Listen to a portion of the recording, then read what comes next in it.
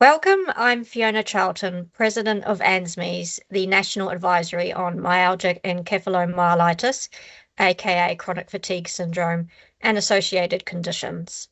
Today on Severe ME Day, we are honoured to have a crucial conversation with Wendy Matthews.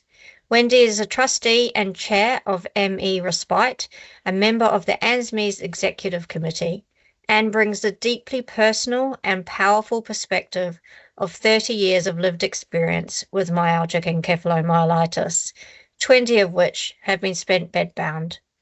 Wendy, thank you so much for your time and energy sharing your experience with us here today. And we do have a lot of important topics to cover, including what we want healthcare professionals to know and policymakers to do. Hi, Fiona. Thank you for having me today. Thank you, Wendy. So let's just start by giving listeners some insight into severe ME/CFS. So what would you share about your journey with this debilitating illness? I've had myalgic encephalomyelitis or chronic fatigue syndrome, or ME/CFS for short, for 30 years. And my initial experience was that after a week or so of having a bad flu, rather than getting well, I just became more unwell, and then very quickly became bedbound. I couldn't walk, sit up, sleep, eat without help, talk or roll over in bed. My head felt like it was stuffed with cotton wool, and I found it really hard to think. I was sensitive to light and sound. Sound actually felt physically painful, and I found it hard to tolerate certain foods and medicines. My body would get quite violent shaking for hours, and just turning over in bed or speaking worsened all my symptoms. I had been a registered nurse for a few years, but I hadn't come across any illness like this. I was totally unprepared for the severity of the illness and for the myriad of symptoms. I had never heard of ME/CFS. I hadn't come across it in my training, and the illness that I experienced was something that would have been what I expected to see a patient with perhaps terminal cancer experiencing in the last 2 weeks before they died. Even turning over in bed worsened my symptoms, and I had to lie really still without moving for just months and months. Each time I turned over, I would feel as if all my energy was draining out of my body, and it literally felt as if I was dying. And this could happen up to 6 times a day. It was really quite traumatic and quite horrendous, really. Eventually, I was hospitalised by a private medical specialist, and after 10 days in hospital and running all sorts of tests, he said that I had CFS. It was really good to get a diagnosis because at least I knew it wasn't all in my head. But the hardest thing was when he said that he couldn't recommend any cure.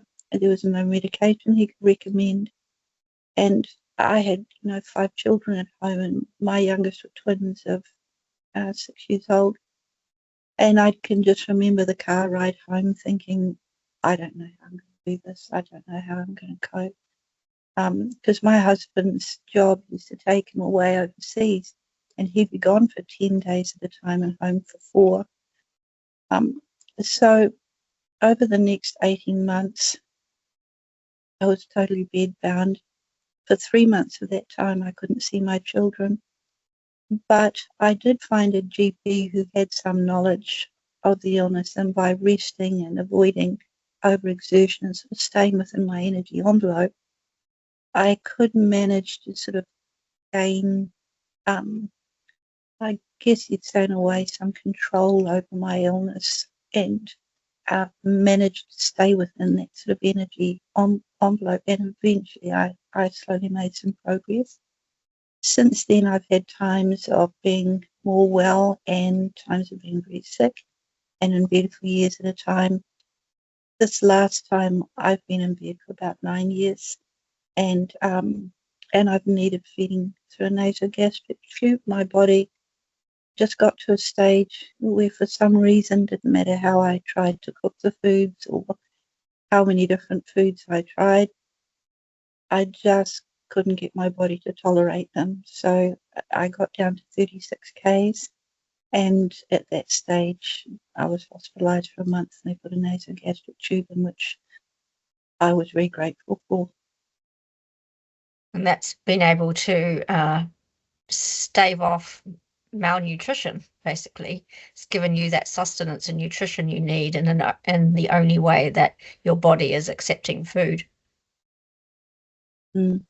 It is, and I was really grateful that they, once I got into hospital, they implemented that so quickly, because I mean, I had been about 55 Ks and I dropped to 36, and there really wasn't much of me left, and so I'd been getting more and more malnourished all that time, and so I was just so pleased that I went under a team who recognised that and acted quite quickly to, give me what I needed. I was very grateful for them.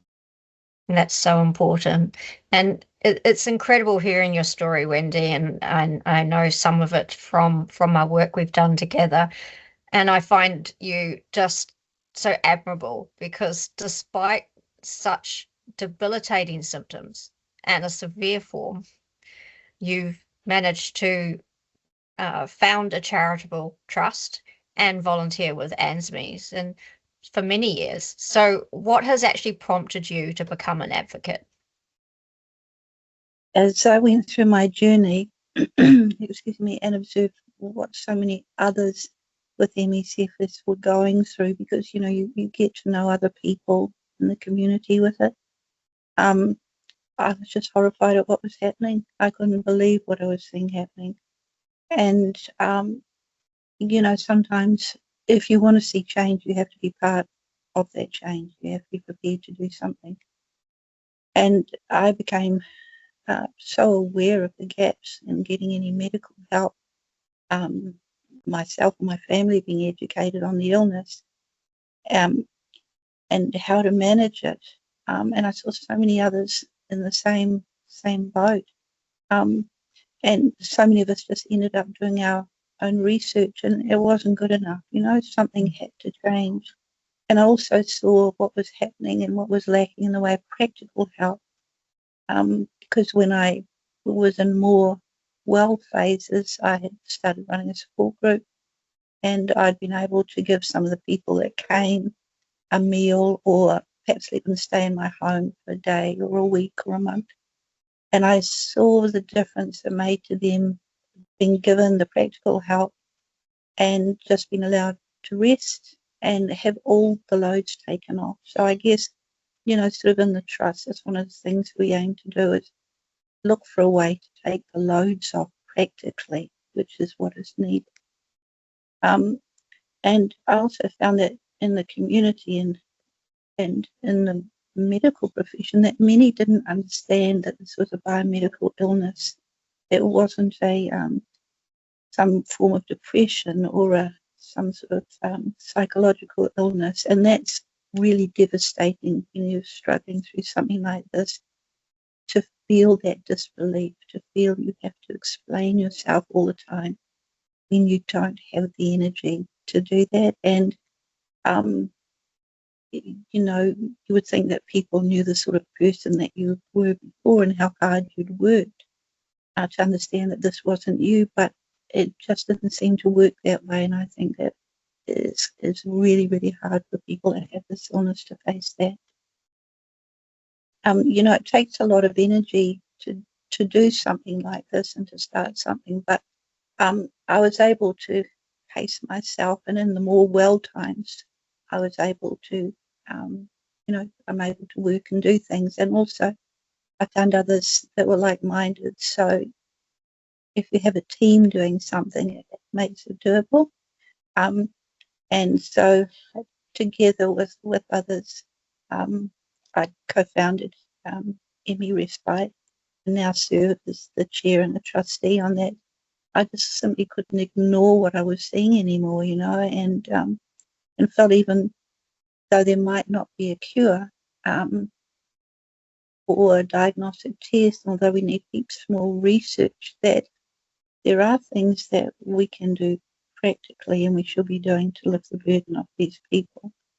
And I think we just have to, we're just seeing so many people struggling to get through 24 hours at a time. Unless you live with this illness, unless you actually go into the homes of these people who are so isolated, you don't have a clue what they're going through, how devastating it is. And so what I do is I work with, as part of the trust, we've got online support groups, and we have a Zoom meeting every 2 weeks for people, because we're just trying to break the isolation. We're trying to put them in touch with people again. Some of the people that come through, they might stay for 10 minutes on the Zoom meeting and you can see they're in a darkened room, but we know it makes a difference. And we also get meals out to people. So it's just the whole thing that ME Respite is based on is doing the practical things to take the loads off where we can, to lift the burdens, to reduce the isolation, to give these people a chance just perhaps to make some progress and to feel that somebody cares, because so many of them feel unseen, unheard. They've lost friends, they've lost family members. They may not even have been able to find a GP that's helping to manage their symptoms. So, it plays a vital role in helping these people feel connected, to learn more about their illness. And, it mentally, it benefits them, because it's not a psychological illness, but mentally people need the load taken off there as well. And just having that little bit of contact is really good for their mental health as well. Absolutely. I mean, as humans, we're social creatures, and the isolation of being in a darkened room alone because you can't tolerate touch or conversation is incredibly isolating and lonely. So being able to, even if it's just once a month, having a 5 to 10 minute connection with other people is just so invaluable. And I really see your passion coming through when you talk about your work with ME Respite and ANZMES, and it's that drive that makes your voice so vital in this space. And I think it leads directly into what we're actually doing today and the purpose of our campaign, which is trying to create actionable and systemic change. So we're directing our message to two groups who have the power to make a significant difference: healthcare professionals and New Zealand policymakers. So let's just start with healthcare professionals. And from your years of experience living with ME, what is the most critical message that you want them to hear when a person with severe ME is navigating that healthcare system? What do you want their doctor, nurse, or specialist to understand about the condition above everything else? The first thing, I think, is to believe the patient and to validate them. When they come to you, they're really trying to get help. Often they've tried everywhere else. They don't know what on earth is wrong with them. They just want to know what's wrong with them. And to get a diagnosis is so important, but the first thing they need is to be validated and to feel that you're listening to them, that you're really hearing what they're saying. Because they've got all these weird symptoms and they don't have a clue why they do. And that they need reassurance, and they just need you to listen and to let them know that that this is a biomedical, not a psychological illness. For so many of us, our journey begins with being dismissed. We're told, based on outdated research and the stigma that's around this illness, that we're just tired or depressed. That medical disbelief is not only profoundly damaging, it's also dangerous. It closes the door to proper investigation, and it often leads to harmful advice and can cause a permanent decline in the patient's health.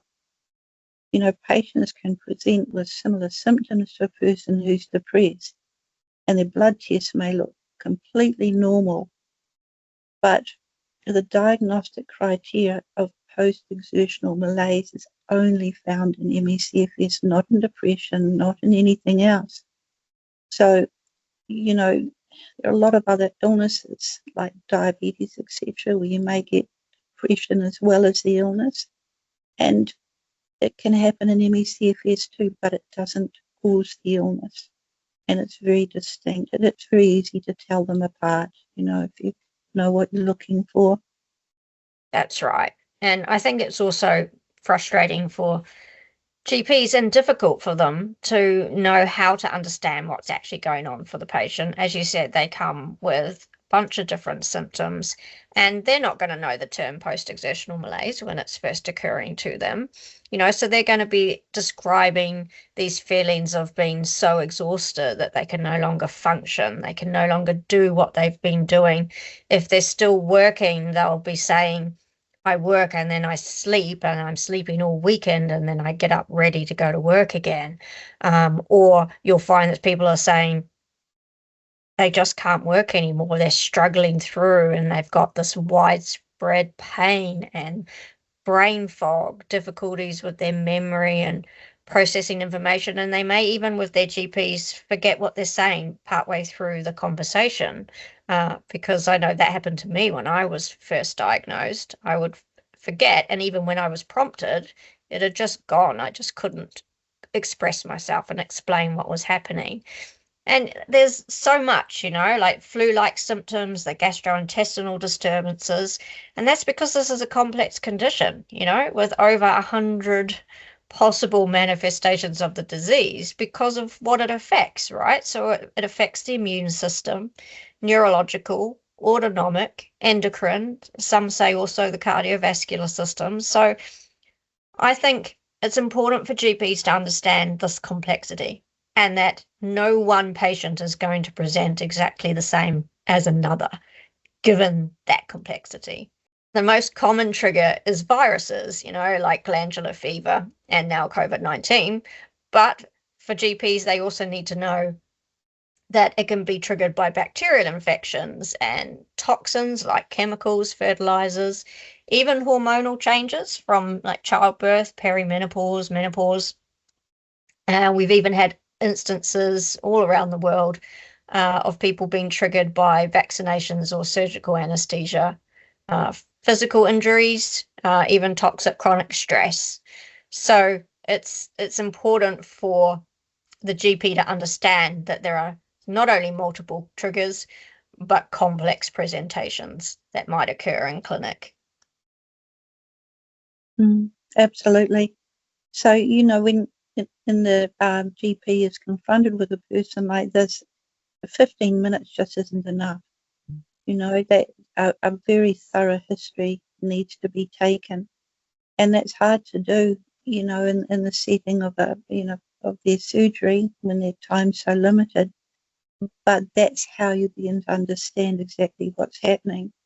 Because if that patient has ME/CFS and isn't diagnosed correctly, they tend to get siloed under mental health. And once they're there, that's where they tend to stay.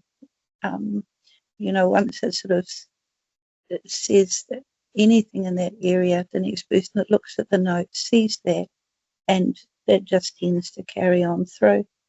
There, you know, they may be treated as if all their symptoms are psychosomatic, so they don't get the help and the medications that could be helping. And they may be labelled as having a functional neurological disorder. But a functional neurological disorder is related to how the brain functions rather than to damage to the brain structure. But we do see changes in the brain. We see changes in the grey and white matter. We see inflammation and swelling. So, you know, the changes are there, and those are just a few, of the structural changes we see, but there are more. In the past, I've seen patients with ME/CFS sectioned and sent into mental health facilities which lack any accommodation for a neurological illness that attacks every system and organ in the body. I mean, it's, these people need quiet, they need a special place to be, and it's like you put them in the middle of a place that has absolutely no accommodation for them. It's just awful. And, at times I've seen families have to get legal intervention to get them out because everyone else could see there was a medical problem that really needed attending. But they weren't getting the treatment that they needed. So, it's like, it's really, really, really important that right diagnosis is made in the beginning. And the second is, because sort of before going on to the other, that an early correct diagnosis, on the other hand, if the GP recognises what it is and is able to reassure the patient, let the patient feel heard and validated, and keeps the patient under biomedical care, that can lead to much better symptom management and long-term prognosis. And you need that GP-patient relationship in order to do that. The patient needs to be able to come and say, oh, this is what works for me, this doesn't work for me, and it needs to be something that they do together, because the patient knows the story, they know how they're feeling, but the GP has the expertise in order to make the difference. You've got to work as a team. So we really need their help, Absolutely. I think one thing that's important to touch on here is that particularly if it seems to be if they're young and female, the trajectory of medical care is to think psychological first. Then if there is a gastrointestinal thing going on, they think eating disorder, and they're diagnosed and taken down that path. And to the detriment of the patient, because urgent care is needed to ensure nutrition, to prevent malnutrition. And they're just trying to give them psychological techniques and work through why they're not eating, not understanding there's this biological reasoning for it. And I know you've got quite a lot of understanding around what's happening here with the body, but it seems to be quite common, doesn't it, in severe and very severe, that there's this debilitating gastrointestinal disturbance. Do you want to touch on that a little bit? We do see it, even when we're giving out our meals. We have to take a history from the patient of what they tolerate and what they don't. And I would say at least 50% have got food intolerances, some to a greater or lesser degree, and some have things like mast cell activation or histamine intolerance. There are all sorts of reasons. Some of them, when they've looked into it, they've found they've actually got gastroparesis, because one thing with ME/CFS is that the motility of the gut can be slowed. So you have all these things going on, and you can't just, think that because the blood test doesn't show it, that there's nothing happening. It's like we just don't know enough about ME. But if you find something that works, as one gastroenterologist said to me, if you find something that works, you do it, because we need in these situations to find something that works. So it's really, really important. There's so much more education needed around this area. If you get a nasogastric tube in early to stop the patient getting more ill and more fatigued, that you can pick them up a lot more quickly. And the study that I saw that had been done overseas was that when they got the nasogastric tubes in, they might not have to keep them in forever or very long. It was just long enough in order to get the patient's health back up, and in order to find out, perhaps with the help of a dietitian, what they could eat. It took some time. in the 5 cases that the study mentioned, I think 3 of them eventually came off the nasogastric tube. There were a couple that didn't because they simply couldn't. So everybody's so individual, but you can't assume this is in the head. It's, overseas we've seen people that have been refused the nasogastric tube and refused help at this time, and sadly they've lost them because it was left too late. So, the advice is to get in early, to get the nutrition in, find something that they can tolerate, and just get them stabilized, That's right. And really, there's no excuse if a person's not eating. We all know it's basic 101 that food is fuel and the body needs that fuel to function. So even if they're misdiagnosing as an eating disorder, they still have to recognize that that person isn't eating and do something about that. Treat that, and it seems to be that NG tubes are more tolerated than food going in because there's also dysphagia issues in there, and there's difficulty with swallowing and chewing, and particularly with people with very severe ME, the chewing is an exertion that can result in post-exertional malaise. So just simply trying to chew food, which for healthy people, that just sounds so hard to comprehend.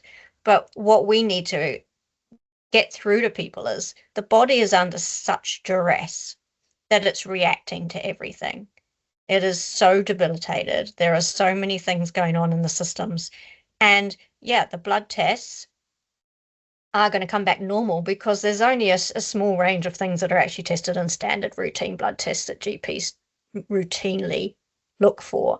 And what's happening in ME is at molecular level. It's in the mitochondria, it's in energy production, cellular levels. And that's not routinely seen in the blood test. So having a GP say, oh, your results have come back normal, and this person feels like they're dying, there's such this disconnect between those two things. And so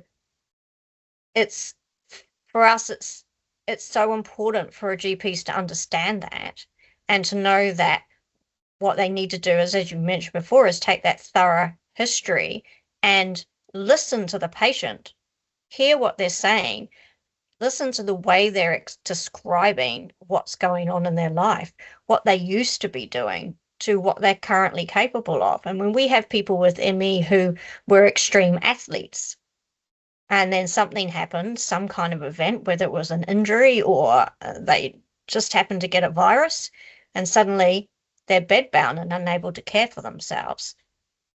That's not psychosomatic. There is this physiological thing going on. And if we hadn't gone down the psychological route back in the 70s, we would know so much more now, and we wouldn't still be dealing with this nonsense. We would know, and we'd be able to see far more of that physiological dysfunction going on, which is coming out in the research now, with people like Emeritus Professor Warren Tate, Lynette Hodges, Dr. Anna Brooks. We're seeing it here in New Zealand with our own researchers. So there's really no excuse for continuing down this narrow and outdated and frankly flawed theory of psychosomatic, psychological, FND, functional neurological disorder. And so I think it's really important, and I'm going on, but it's obviously because I'm very passionate about this too, is that cardinal symptom that is the defining characteristic is the post-exertional malaise.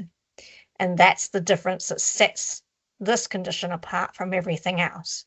So Wendy, to prevent me from going on more, do you want to just explain a little bit more about how people who are severe and very severe experience that post-exertional malaise?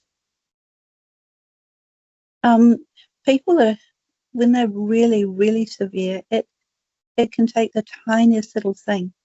For the ones that are not quite so severe, they've obviously got a bigger energy envelope. But when you're very, very severe, the tiniest thing can be too much. They're in darkened rooms. They've got often eye masks on, earplugs in, and everything's still too loud and too bright. A lot of them are no longer verbal. You know, they just can't speak anymore. The exertion's too much. So even somebody walking into that room that has no understanding about ME, talking too loudly or talking too long, or opening a curtain or touching them, because for some of them it's as simple as, you know, touch is too much. It's anything that seems to overload that neurological system, and their bodies can no longer take it. Their bodies are broken. They're so broken down, they simply don't tolerate anything like that anymore. Things that the normal person wouldn't even think about. You know, I know families that have to whisper in their own home because the hearing is so acute for these people that are so sound sensitive. Any sound they can hear. They can hear the pots being cleaned in the kitchen. They can hear the clocks ticking. They can hear all these things, and these sounds are too much, and they overload that system, which is basically only just coping with basic bodily functions. And you know, so suddenly if all this happens and they're suddenly overwhelmed, they can have difficulty breathing, that they feel absolutely terrible. You know, this is a really serious illness. This is not just some case of a bad dose of flu. This is very serious illness, and unless you see these people who are so severe, as I've said before, you have no idea, you know, what we're talking about. You just don't usually see this even in hospitals or anywhere, and it saddens me that you know, we've got families at home trying to cope with this. Hospital level professionals find this a challenge. They don't have all the answers, and you've got families at home trying to cope. So with pwME, you know, that if a very severe person goes into that crash state, it can take months, it can take years, or they may never recover. And that's the delicate balance that these people are struggling with every day, you know. For a That's healthy right. person, I yeah. think with PEM, you know, the healthy person, they might overdo it and that'll lead to a tiredness and they'll say, oh, I'm so fatigued too, you know, but they'll go to sleep that night or they'll rest and they bounce back and the next day they're fine. But that doesn't happen with people with post-exertional malaise. We don't have that real recovery where we feel refreshed and bounce back because of the disturbed circadian rhythm and the sleep disturbances, the difficulty going to sleep, the difficulty where we wake up in the middle of the night, can't get back to sleep. There's studies that show we're not going properly into the delta cycle of sleep. And so what is that is all showing us is that the treatments that have been the primary recommendations for decades is graded exercise therapy. And it's showing that what's happening to a person directly contradicts that outdated advice, right? That we've got evidence-based research now that's robust that is showing that graded exercise therapy for treating ME is extremely harmful and it's contraindicated. And that's why NICE did an extensive literature review and brought out revised guidelines in October 2021 to say that it's no longer recommended for ME treatment. And what do you think is the sort of reasoning behind also people holding on to graded exercise therapy as a treatment? It's based on that completely flawed theory that we are simply deconditioned. You know, if you don't use it, you lose it. They see us in bed, they see our muscles are wasting a bit, you know, they see all this. And so they think, well, you know, if we don't get them exercising and doing something, their muscles and everything's going to waste away. And so they're looking at it from you know, an ordinary illness, but not ME/CFS. It's totally different. The whole physiology is different in ME/CFS, just doesn't work the same. And they think that we simply need to push through that fatigue barrier, but we can't. They think that ME/CFS is psychological and not biomedical, but ME/CFS isn't deconditioning, and it's not a psychological illness. It's a failure of the body's energy production system. If you haven't got the energy system there, you can't use it. I mean, there's that theory that, energy creates energy, but not in ME/CFS, it doesn't. So it's like, it's simply not there to use. And if you draw on it and your body goes into deficit or overdraft, basically, that's when all the problems start.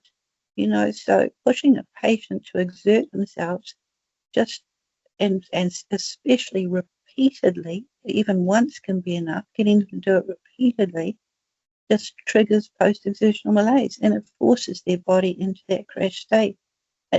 This whole approach has been proven to cause significant harm to patients and to lead to a permanent loss of function. And we've come across this with the people that we deal with, because, we're on the ground, we're working at grassroots level with people, who are coming to us saying, please help. And, I've seen these harms firsthand. One young fellow who was bedbound was told by his health professional that if he didn't basically want to die in his own excrement, then he needed to do graded exercise therapy and get himself out of bed. And he really wanted to get well and he didn't want to die. So he thought, well, this is my only option. So he did what he was recommended. And he tried to do it well. What happened was he crashed so totally and completely he couldn't cope at all, whereas before he had just been able to just cope. And when he contacted his health professional to say, look, this is what's happened to me, and what do I do now? The advice was that he hadn't tried hard enough and he needed to do it again. Now, having heard what we've heard today about ME/CFS, about how it's right down at that cellular level, how the body's not producing the energy. I mean, to say something like that to somebody like this, it's just criminal. And he was so sick he could no longer cope, and he couldn't face any life anymore. And he was only 27.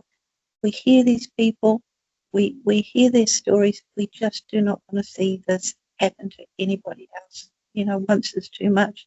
And we've seen it happen more than once. And it's too much. We know we can name people that we know we've lost through inappropriate management, inappropriate care, lack of treatment, lack of help, lack of providing sustenance and nutrition, and they've starved to death. And the psychological mindset that the school of thought thinks is that it's caused by wrong thinking or maladaptive behavior. But I don't know, and I have met hundreds, possibly even now thousands of people with ME/CFS, and I don't know a single person who wants to be sick. We all had lives, we had careers, we have families to raise, or potentially even to actually have families. Some people have missed out on that, including myself. We've lost income, we've lost relationships, and I don't know a single person who wants to live this life. It is horrific. It robs you of everything.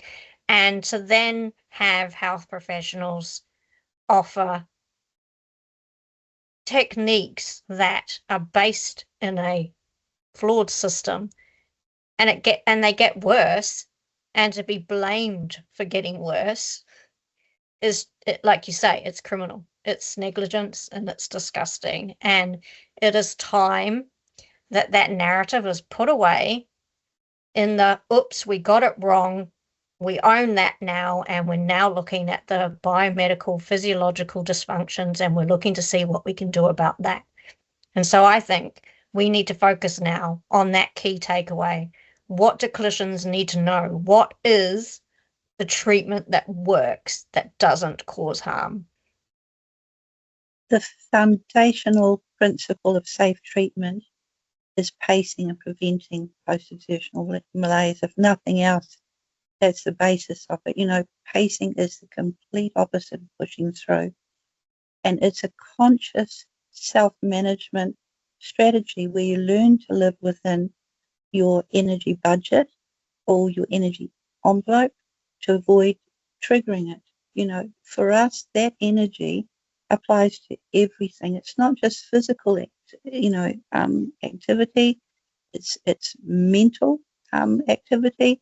It's emotional activity. It's stress actually really chews up your energy. So you've got to learn to live in this very, very limited energy budget that you have without triggering post-exertional malaise.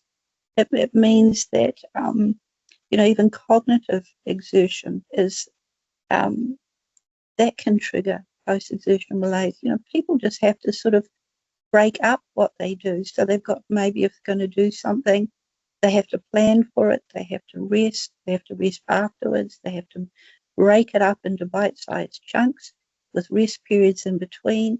If they're sitting down, they put their feet up, like if they're trying to do anything in the house or whatever, even if they have to walk from a room to a bathroom to take a rest before they come back. Everything is built around this pacing to avoid that post-exertional malaise. And you've got to leave something in for the unexpected. So every day you can't run yourself to the end of your energy envelope. You have to leave something in the tank for the unexpected. So it's balancing all that, so it means that you plan your day around rest. You don't plan your day around activity. It's the other way around.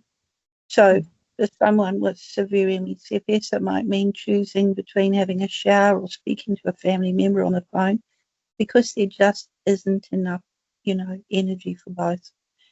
It's a crucial evidence-based technique for preventing the symptom exacerbation that makes our condition work. It's the only way to manage a body with a malfunctioning energy production system.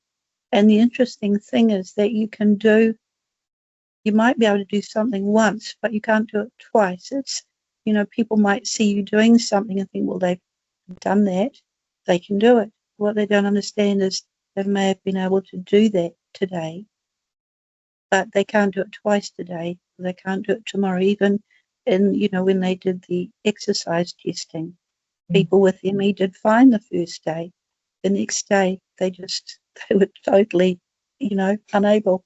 And that's the way it works, That's right. And I think it's important to recognize that we're constantly assessing and conserving energy, and everything that we all did when we were healthy without thinking, that all requires this careful consideration. So there's no more spontaneity, there's no more carefree fun. We are constantly doing like arithmetic. How much energy is this going to take from me? How much do I need left over to function?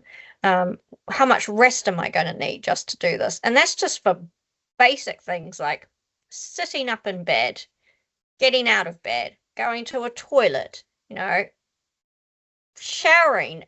It's absolutely amazing how much showering can take out of you, and that's just a basic thing that, people who are healthy just don't even think about. They just get up, they go to the shower, do some exercise, have breakfast, all that kind of stuff. And everything for us is constant assessment. Can I do this today? No, I can't. I'm going to have to forego a shower so that I can make a meal. And I think that is the reality of PEM. And so that is why this outdated advice can be so harmful. And the importance of the validation that you've mentioned, that healthcare professionals need from us a clear and actionable checklist on how they can provide that self-care. So what are some specific asks that you might say to a health professional to make sure that happens?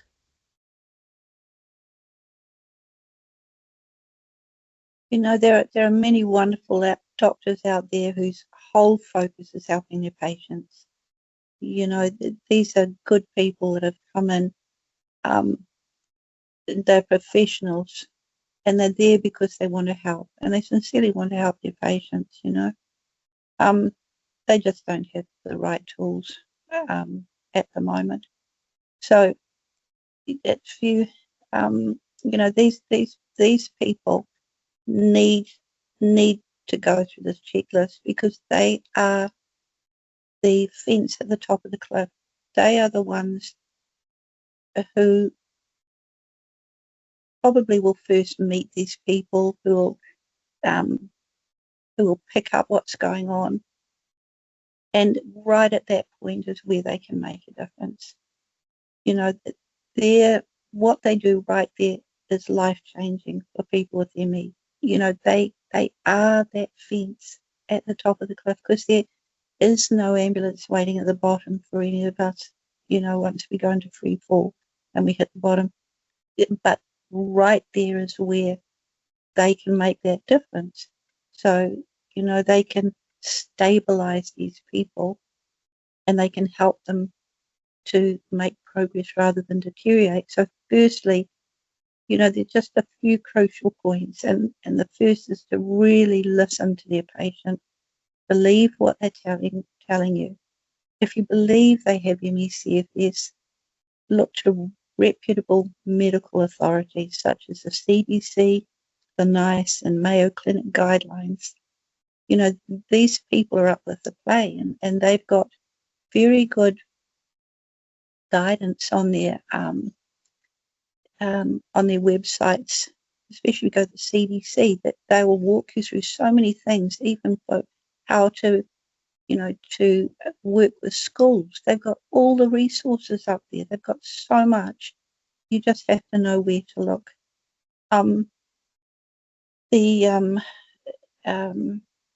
The Institute of Medicine in 2015 put out a report as well, and that's got really interesting stuff in it. They looked at so many different biomedical papers and so much research, and they only took the ones that were really valid, that had really good numbers, that were surveyed or put through trials, and their recommendations are really good to look at, because that's what they came up with after all that really thorough work. So they need to recognise and manage the post-exertional malaise as the core of this illness, and everything else stems from understanding that. It's vital to understand that activity, any activity, physical, emotional, cognitive, sensory, can trigger a significant relapse, a major relapse. You know, as we've said, this can put the person so far back. It's a bit like playing snakes and ladders. You know, you get to the top of the ladder and one wrong move and you fall away back down. But that's where they can help. The second is to stop recommending the harmful treatments like graded exercise therapy. You know, it's contraindicated, as you said, and it's been proven to cause significant harm and deterioration in patients. It just absolutely has no place in ME/CFS care. I mean, movement for ones that can tolerate is different from graded exercise therapy. You know, if they can wiggle their toes, if they can, you know, rotate their feet, if they can move their joints, those are things that people can do in bed quite safely. But you can't push them into things like graded exercise therapy. You just can't do that. And the third is ME aware management must be prioritised. This means that healthcare professionals need to learn about and implement pacing and post-exertional malaise prevention techniques for their patients You know, as we said, these are the foundations of safe care. And again, believe and validate your patients and their reported symptoms. Finally, again, believe and validate your patients and their reported symptoms. That validation is the basis of safe care.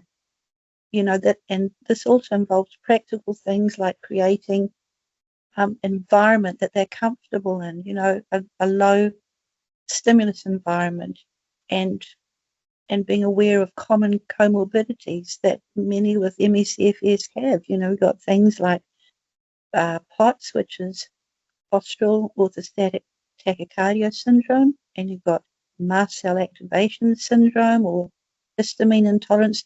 There are so many things that are comorbid with ME/CFS, and you've got to look at each of them. It's a medical necessity to prevent a relapse. That's what you're looking at all the time.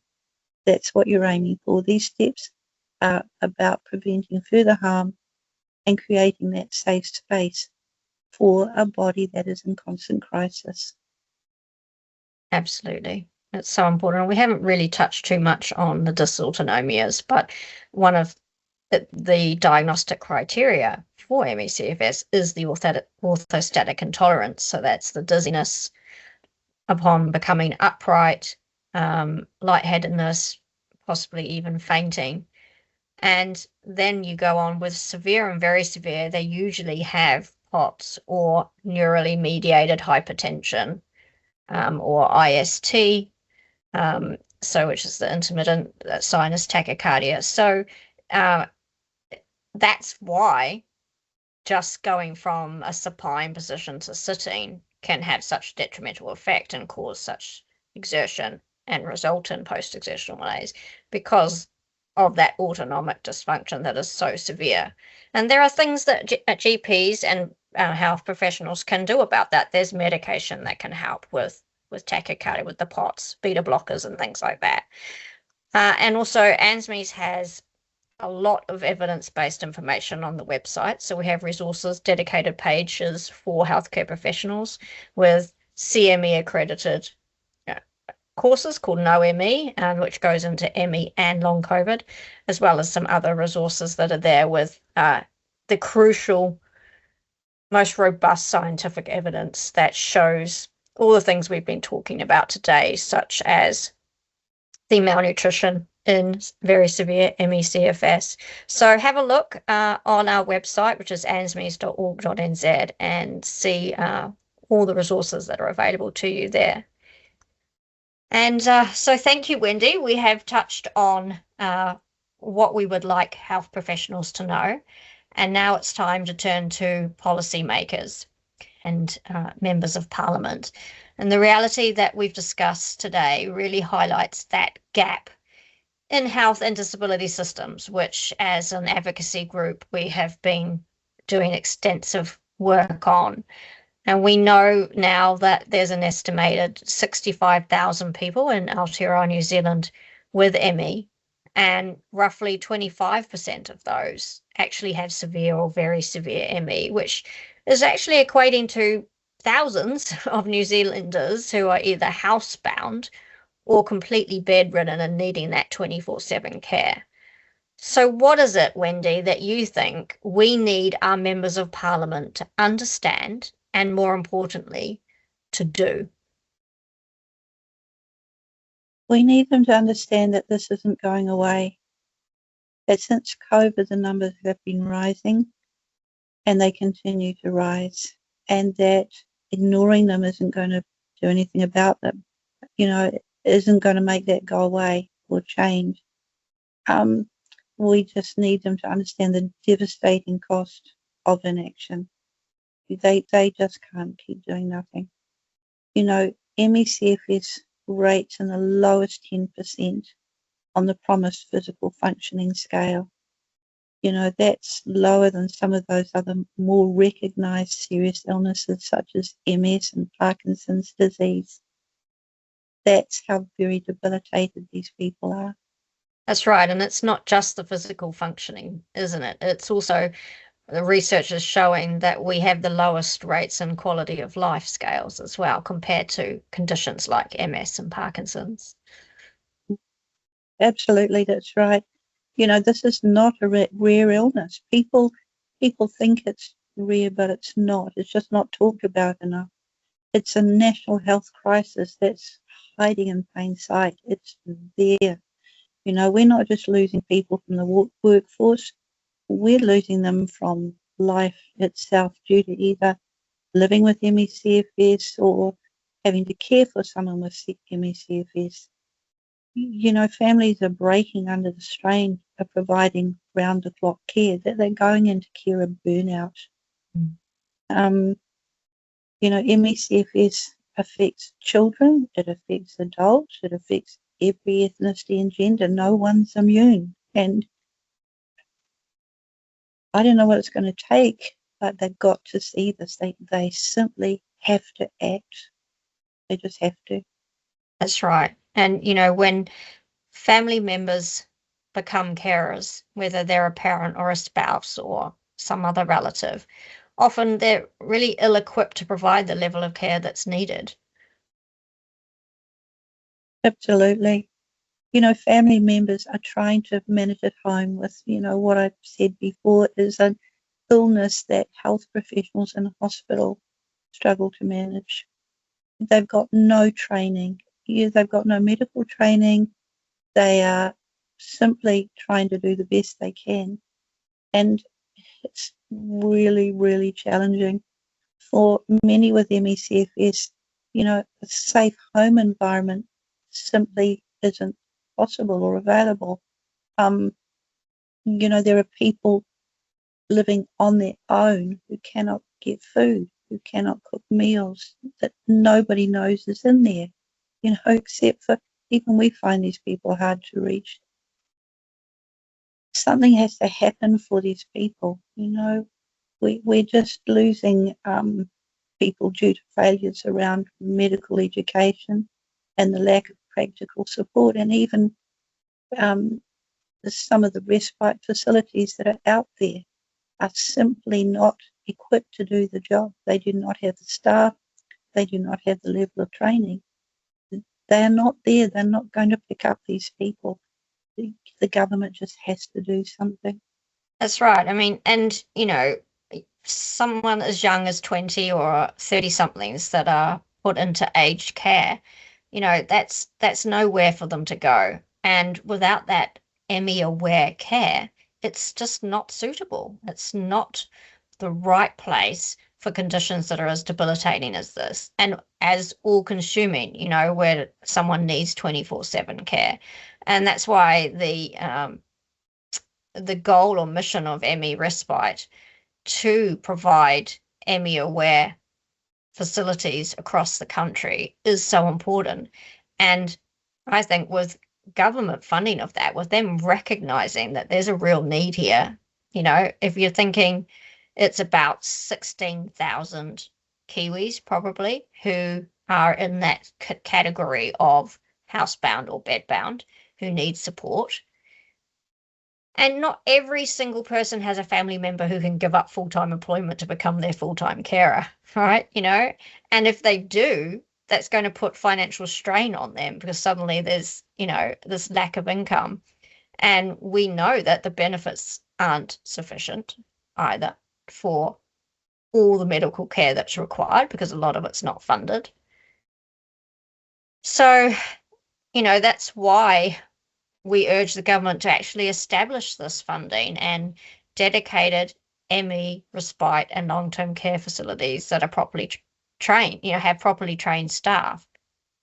ANZMES, ME Respite all have the knowledge and that expertise. ANZMES has been going on for 45 years now. We have all the networks with researchers, clinicians, people that are ME aware who can provide ME aware care. And we have the protocols and the care plans that you and I, Wendy, have been painstakingly developing over recently because of a spate of very severes and that ended up in hospital. So I think this Severe ME Day ANZMES is wanting and demanding, frankly, urgent and systemic change, right? Not just raising awareness. We need our country's leaders to actually understand the systemic neglect of people with ME/CFS. And that has this immense human cost. It has an economic cost. And that inaction that you mentioned before is a continued failure of our duty of care to a very vulnerable population. And we just can't let this stand. They have to act. So, Wendy, let's talk about what else we need our government to do. Well, New Zealand is lagging behind other countries such as Germany, the UK, and Australia in relation to ME/CFS care and education. You know, that's just for a start. Some have cross-party politicians actively calling for change and working towards solutions, and we need that in New Zealand. You know, we used to be a leader in so many things. We could be a leader in this again, you know.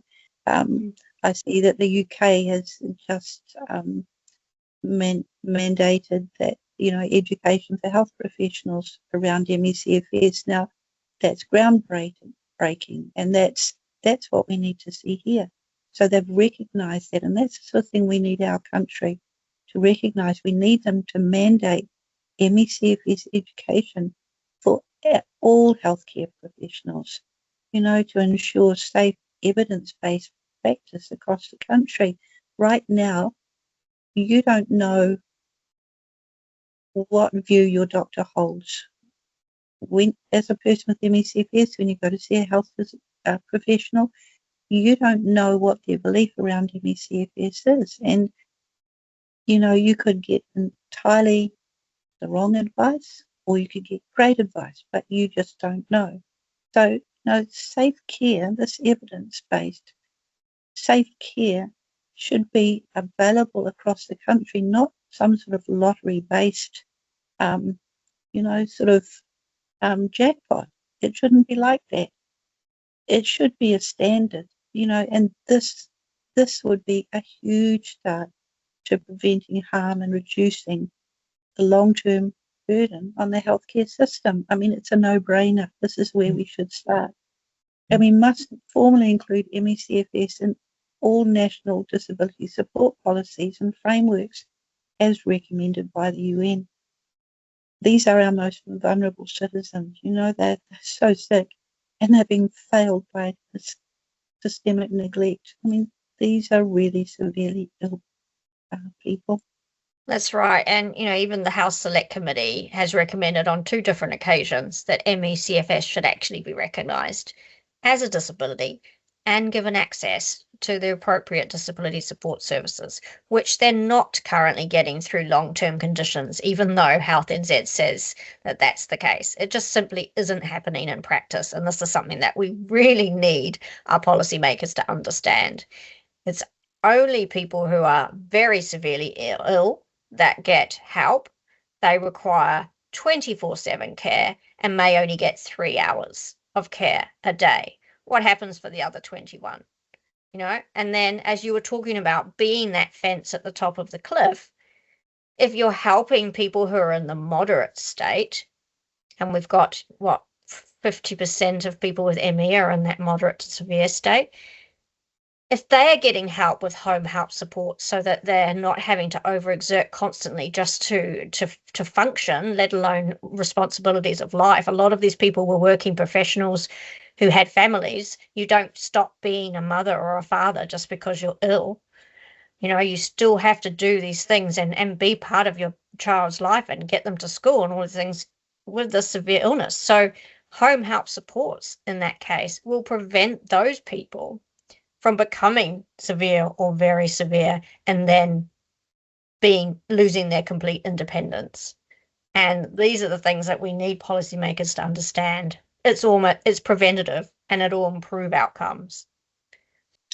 Yes, sadly, we've actually seen parents having to give up the care of their children. That should never, ever happen. You know, with the right care in place, those children could be staying at home with the parents.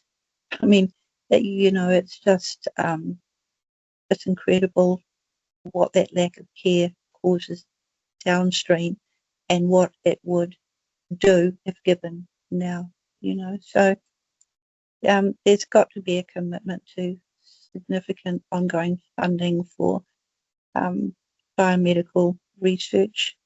There's got to be a commitment to significant ongoing biomedical research to find effective treatments and ultimately a cure. I mean, we all want a cure.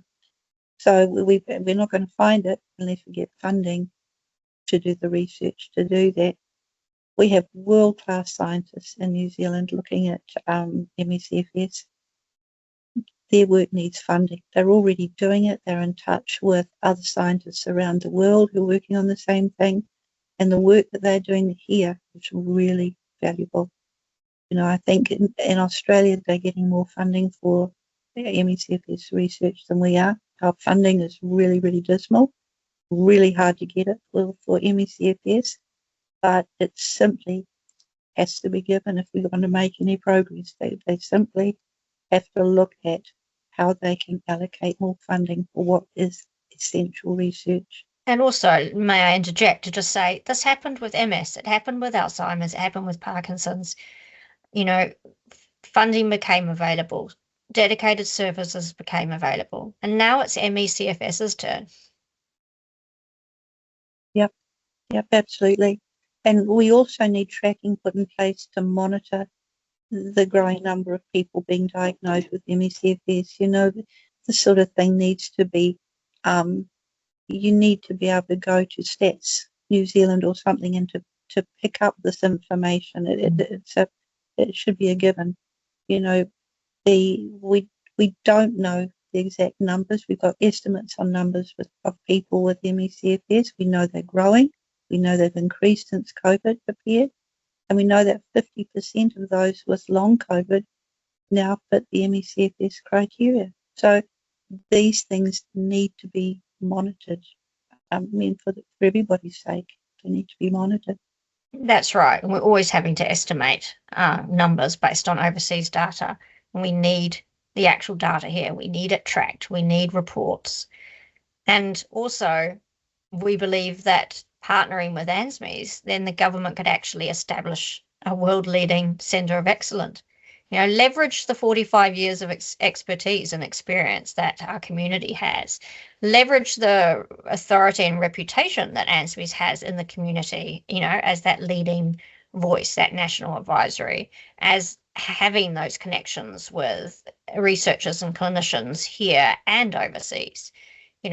Bring in that standardized care that we desperately need. And ANZMES has provided a report, has sent it to all the MPs, in fact, a Transforming Care for ME report just recently.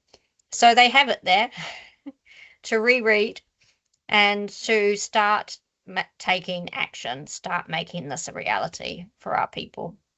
And these are not just requests, they're necessities to address what, as you've mentioned, Wendy, is a health crisis.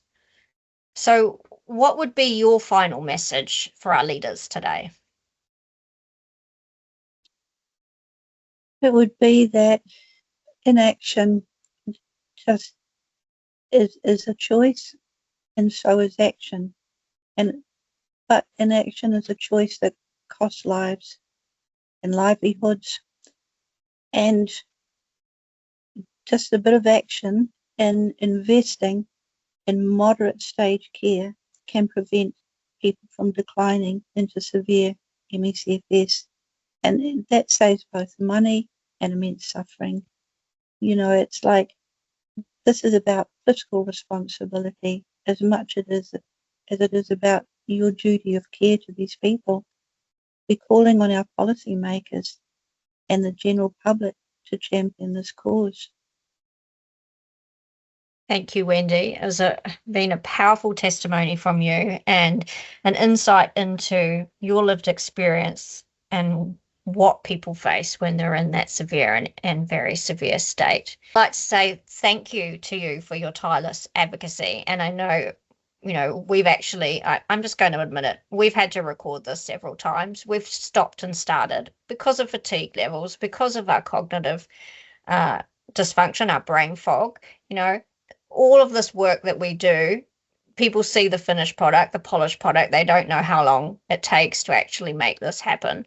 But I am so very grateful to you because you have just this wealth of knowledge and experience, and articulately can convey what is needed, what we need from our health professionals and our policymakers. And so I want to thank you for that.